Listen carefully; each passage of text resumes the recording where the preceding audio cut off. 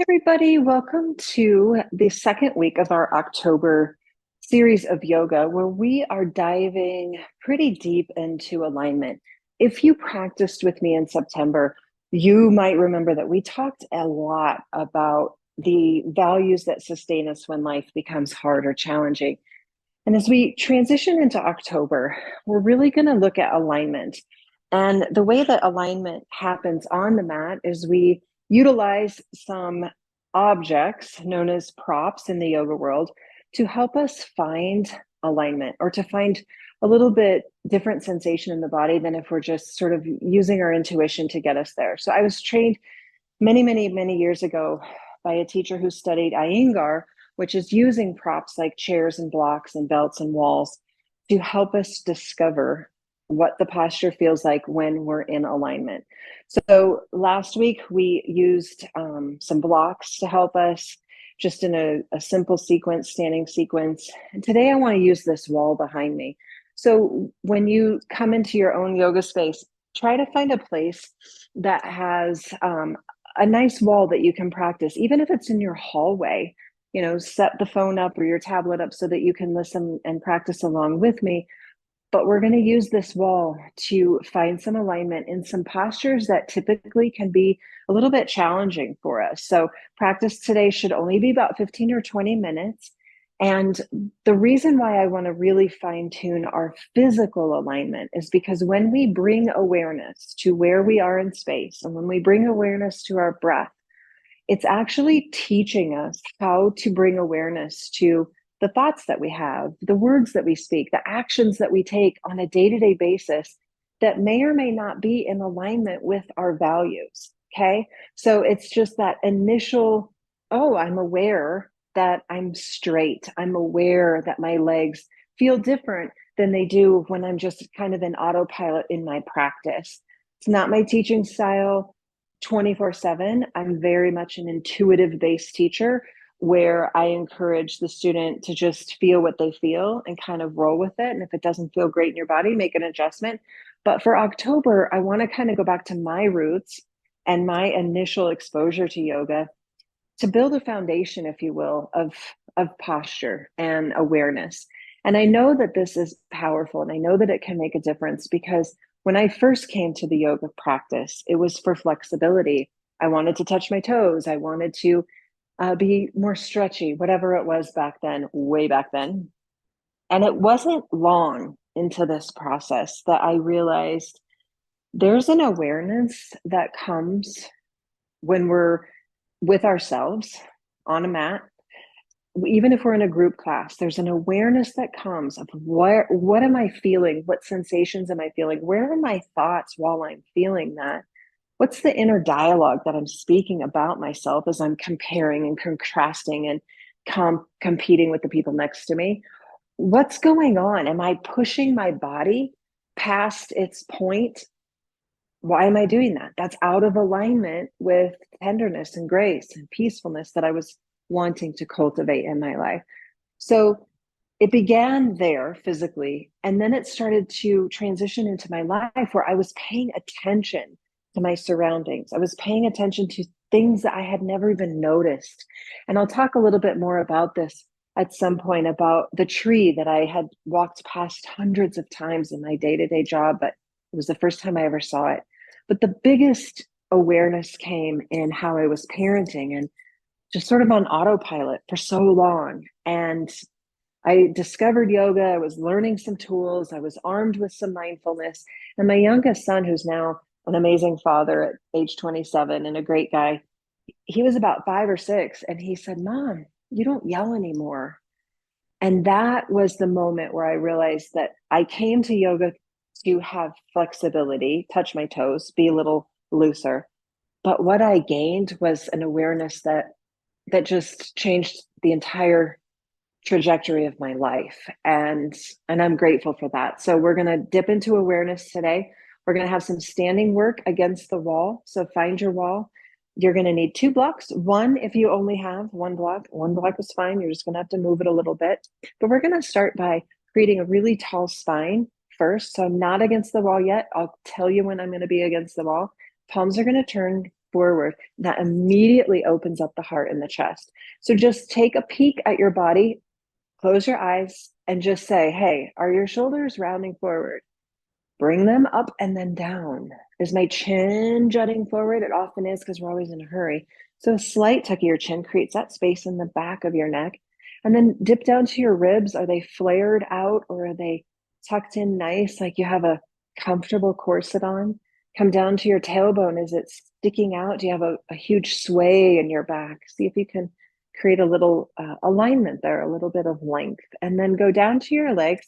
Lift up your kneecaps, engage the quadriceps, and then as you are finding this place of stillness just in a regular old mountain pose, let the toes be forward and the heels to the back. Sometimes we just plop into a pose with our feet turned out like little ducks.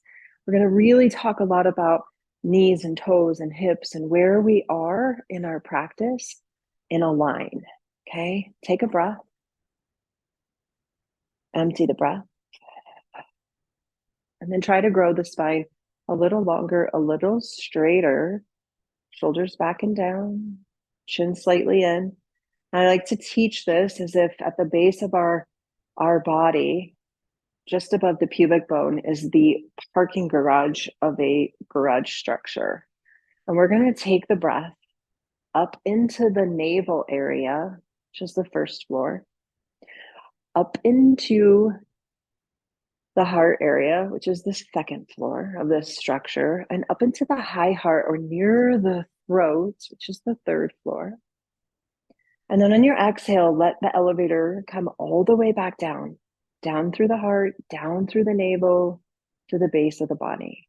And just close your eyes, picture the elevator moving up the body, inhaling nice and slow, nice and full, get to the very top.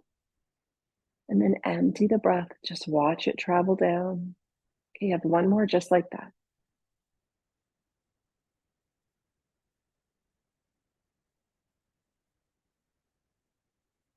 And open your eyes and return to just a normal cadence of breath. What happens when we pull the breath all the way up, we're actually elongating the spine, filling all aspects of the lungs, which gives us greater clarity and a greater chance that we're going to stay in alignment in our thoughts, words, and actions when we're faced with something uncomfortable or challenging. So grab one of your blocks, place it towards the short end of your mat on the right side. We're going to turn the right toes that way. We're going to come into warrior two and make sure that you can get close to the wall here. So we're going to start with the lower portion of our body, bend your right knee and sink. Your left toes are facing forward. Your right toes are facing the short end of your mat, and then peek down. And if you cannot see that big toe, that means the knee is internally rotated. And so we're going to open it. Now here's where we're going to use the wall. You can see, or maybe you can't with black pants, but my left hip is facing at a diagonal. And to be in alignment, I want to pull my left hip back. Okay. That's forced my ribs to roll forward instead of diagonal. And my shoulders are now square over my hips. I'm going to sink a little bit into that bent right leg, tee out the arms straight as an arrow, and now lean back against the wall. Okay. So the shoulders should be touching the wall. Your right cheek should be touching the wall. Left cheek should be, might not be. And that's an indication of some tightness through the psoas muscle. My left one's not touching. I'm pretty tight back there. Sink into your right leg, push the left hip back. Here we are in warrior two with support of the wall. So feels a little bit different. You might feel like, wow, I don't normally lean back this much in this pose. So get comfortable with this new sensation. Take a breath, empty the breath, maybe sink a little bit more, and then turn and look at your right hand. And you're going to tick-tock the arms like a clock and place your right hand on the block just inside the right foot. Now bring your left arm so that it's stacked with your right, as if there's just this line running through your body. Now lean back against the wall. Here is side angle. with the support of a wall. Feels very different than when we're in a flow class and we're coming into this pose where most of the time, most of us are leaning forward like that. For the purpose of October, we're going to find alignment. Let both shoulder blades find the wall. Take a breath, empty the breath, and now straighten your right leg. And here we are in triangle pose with the wall. Okay. So this is a posture that can be a little bit challenging for most because we think that the right hand must touch the ground. And it might. Okay. It might. Here I am, triangle pose. I'm going to pull my shirt just a little bit so that you can see that my right rib cage is in a line. Arms are in a line, left side's in the line, but my left cheek is going forward. So I'm going to try my best to pull my left cheek back to the wall, lean against the wall. Feels totally different than when we're in a flow class or just moving through a slow class. Bend your right knee, inhale and rise. Warrior two, shoulders against the wall. Perfect. Straighten your legs, and we're going to take that to the other side. So the left toes are going to turn to the opposite short end of the mat. The block will be just inside the foot. First thing we're going to do is start with the lower portion of our body. Turn your right toes forward, sink into the lower part of warrior two, and then peek down at your toe. If you cannot see it, swing that knee towards the wall. Let your left cheek now press against the wall. Your right hip wants to drift forward at a diagonal. Pull it back. Tee out your arms. Notice shoulders over ribs. If you have the ability to practice in front of a mirror or a sliding glass window and see your reflection, it's nice. I don't get consumed by what I physically see. I know some studios and gyms have a lot of mirrors. I think it's a distraction. It's a competition for perfection. It's not necessary, but it's useful in a series like this where we're really looking at alignment, but don't get too caught up in it. Shoulders over hips, arms straight. Look at your left hand. We're going to find side angle. So the arms will just tick tock like a clock. Left hand finds the block. Right hand finds the sky. And now lean back. The shoulder blades should be touching the wall. If just be an observer to how different this feels than when we're in flow and most of us are leaning forward like that. Really open up the chest. Feel that. These postures were designed with specific benefits. And so often, if we're out of alignment, we're not going to get the best benefit that we possibly could. Take a breath, empty the breath, begin to straighten the left leg. And here you are in triangle pose using the block. The block just raises the floor. Now lean back. Both shoulder blades should be touching the wall. Your right cheek might be kissing the wall. We want that to happen. It might not, but that's a direction for us to take this month, is to find that sensation. For most of us, when we come into triangle using a wall, it feels like we're going to tip backwards. Because most of the time when we're in a class or we're practicing, we're tipping way forward because we think if we can get to the ground, we're in triangle pose. That's not triangle pose. That is triangle pose. Okay, so we're getting the benefit of that left leg straight. The heart's getting a huge opening. The spine is elongated. That's pretty comfortable, right? The wall is a tool. Bend your left knee and rise up. Lower your arms, grab your block, turn all 10 toes forward. So I have two blocks. I'm going to show it with one. You can certainly use two. We're going to tee out the arms. My right hand has the block. It doesn't matter. It doesn't matter at all. We're going to put it in the middle. Lean back against the wall. Both shoulder blades touch the wall. Take a breath. On your exhale, keep your booty attached to the wall. Press your butt into the wall. Sweep your arms down. Place the block in the middle of your stance. Straighten your arms and come into a halfway lift. Okay, so I'm using the wall to support my backside. Take a breath in. Bend your elbows, come into a wide forward fold, but keep the engagement of the cheeks on the wall. Take a halfway lift. Bend your knees, or I'm sorry, bend your elbows. Keep your knees straight, come into a fold. We have one more of those. Inhale. So I'm thinking about my knees because they are super straight because I'm trying to keep my cheeks engaged on the wall. Bend your elbows, come into the wide fold. Beautiful. Rise on up. Heel and toe your feet in so they're a little bit closer. And then we're going to lean back against the wall and have a seat in chair pose using the wall as support. So peek down, ankles under knees. So I have to walk my feet forward because I don't want my knee coming in front of my ankle. Shoulder blades against the wall. We're just going to sit and hang out. Okay. So the spine is long, shoulder blades against the wall, firing up the quads. It's beautiful. Yeah. Tee out your arms. Okay. Keep your butt cheeks on the wall. Inhale, arms go high. Keep your shoulder blades just for a second. And now hinge forward in chair pose. Push your butt against the wall. Use it as a tool. Okay. Spine is straight, eyes are down. Inhale back up. Spine attaches to the wall. Arms tee out. And then we lower our hands to our thighs. One more time. Arms tee out. Inhale to the sky. Keep your butt attached. Exhale, chair pose. Notice the alignment of knees and hips and ankles. Take a breath. Reach a little bit more. Inhale and rise. Exhale, arms circle down. Press your hands against the wall and stand tall. For a lot of us, chair pose puts a tremendous amount of pressure on our back.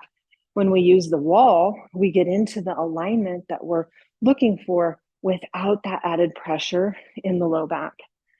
I'm going to teach you a pose that I rarely teach in a class because it's incredibly balance challenging. But again, the wall is going to be our buddy today. We're going to set up like we're going into warrior two, but we're not. So block is going to stay in your right hand. Feet are going to be pretty wide. Okay. We're going to bend the right knee, but not coming into the full warrior two, just a soft bend. Arms are going to tee out. Take a peek at the block.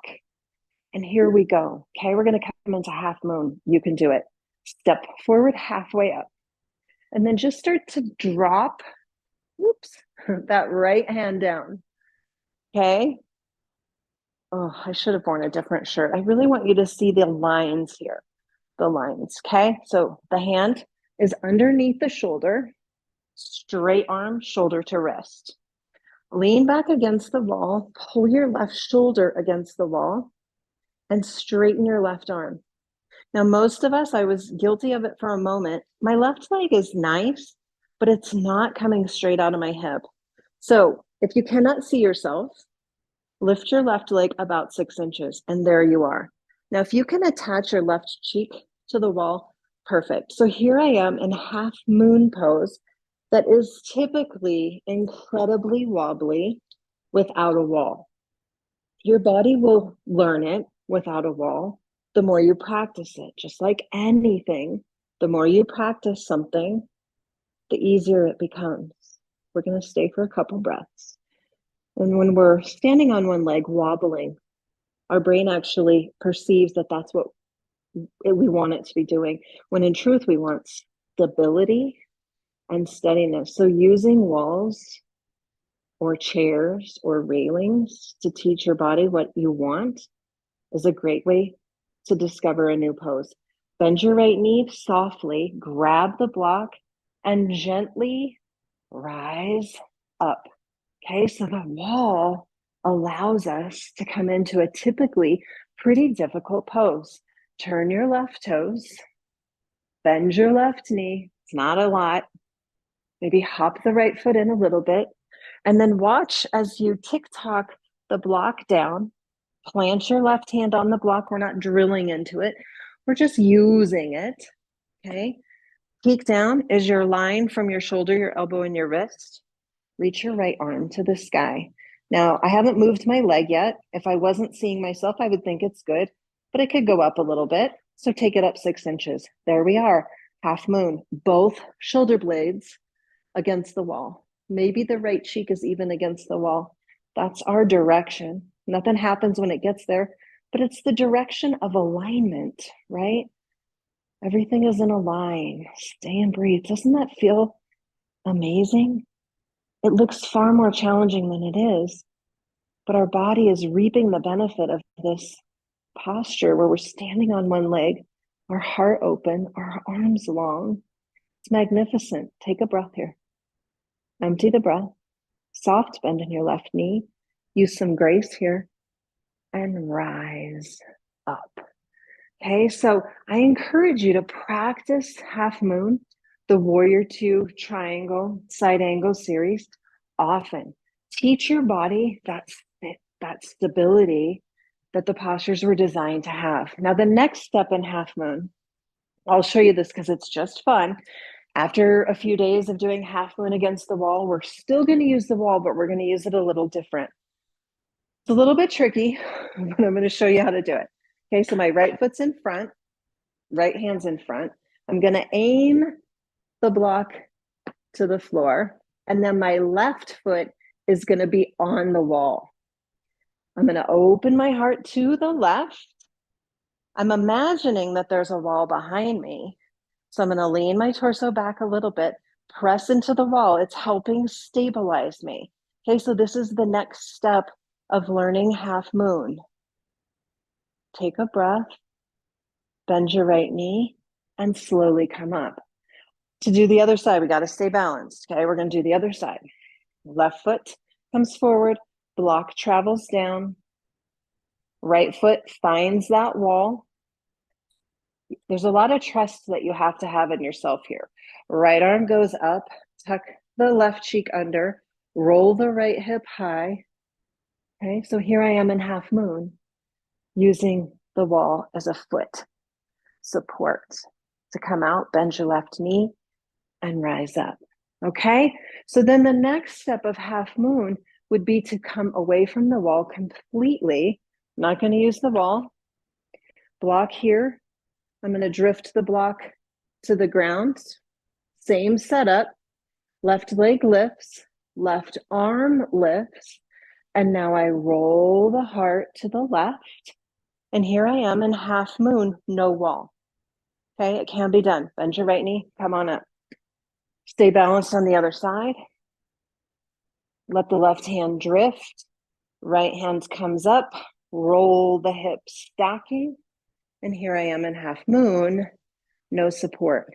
Now, know that this takes practice. Like anything that we want to improve at, we must practice it. It's not just going to happen. So when I'm in this half moon with the wall, I have an awareness of where my heart is, where my shoulder blades are. I'm in the moment. I'm in alignment. And the more that we do this on the rectangle, the more likely that we will be able to be aware of when that thing comes into us that feels uncomfortable. And we stop and say, okay, is what I'm about to say in alignment with who I am? Is what I'm about to think in alignment with who I am? And certainly is what I'm about to do. So the purpose of finding specific alignment on the mat is it trains us to be aware out there, to be awake, and to be aligned with the greatest version of who we are. We're going to close today's practice with just a modified, beautiful way to come into an evening. It's a great posture to do in the evening. It's certainly doable any time of day, but it's nice in the evening. I'm going to have the block handy. Come down onto your back, walk your heels close to your cheeks. Bring your forearms down to the mat. Tickle the heels with your fingertips. That's a great place to find that alignment that we're looking for. Lift up your hips in a bridge and place the block underneath your sacrum. So not on your spine and not on the fleshy part of your cheek, just above the fleshy part. Okay, so here I am in bridge. I've got a nice line with my knees. I'm not splaying my knees out with wide open hips. I have some integrity. My toes are in line with my heels. My quads are slightly rolling in towards each other, but not knock-kneed at all. They're in a line. They're not just hanging out. There's some engagement there. Wrap your hands around the block. Take your right leg to the sky and your left leg to the sky. And here you are in a supported shoulder stand. So bring your legs away from your face about 5 inches. And if you cannot see yourself, we typically come into shoulder stand with our legs slightly towards our head. And to come into that line that we're looking for, about 5 or 6 inches, and there is your shoulder stand. Okay. Shoulder stand is not something I teach without a block, generally speaking, because there's a lot of risk factors. Here it's incredibly safe. And this allows a lot of the tension in our legs and our feet to kind of recirculate and recycle in our body. Stay for just another breath. You can always come back to this. We're going to come into a modified plow pose. So just listen to the cues that my voice is delivering. Keep your eyes to the ceiling. And now start to bring your feet, straight legs, towards your head. It doesn't take much, maybe 10, 12 inches. Okay, so typically we don't want to turn our head when our legs are in the sky. But you can see, gently turn and look, you can see I've made this long diagonal line. This is a modified plow pose. Plow in its tradition would be the bum going high to the sky and the toes eventually touching. That can be incredibly challenging for most people. So we come into plow pose here, we get the benefit. Now straighten your legs, and there you are. So push through your heels. Take a breath. Bend your knees. Gently place them back on the mat, and you're back in bridge pose. Close your eyes. And just review the last week or so.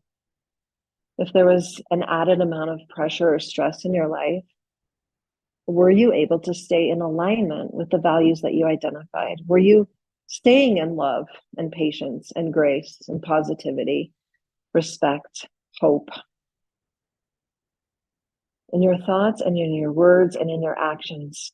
It doesn't mean that if you came out of alignment and you blurted something out that was hurtful, or you consumed something that you knew maybe wasn't in your plan for health, it doesn't mean that we spend time beating ourselves up. It means that we simply say, okay, in that moment I was out of alignment, and I will do better. I will do better because now I'm aware. And that's the whole purpose of this month, is to bring awareness to where you are in space, what it feels like to be in alignment physically, and then to transfer that into your life and say, okay, in this moment of driving, I was overly critical of somebody who I have no idea if they were rushing to get to where they need to be because a loved one needs them. It's not my place to judge, because that's not in alignment with who I am. And then we recognize it and we choose. And that's the tool that we have with us all the time. We have the ability to straighten our spine, most of us. We have the ability to breathe deeply, most of us. And we have the ability to choose. And when we link those three things together and we stay there, then we're highly likely to stay in alignment with the deepest part of ourselves. Have a beautiful week. Questions, reach out to me. I'm always here. And I look forward to seeing you next week. So I'm a little late getting this one out, but I'll see you next week. So take care. And if you have any questions, just reach out to me.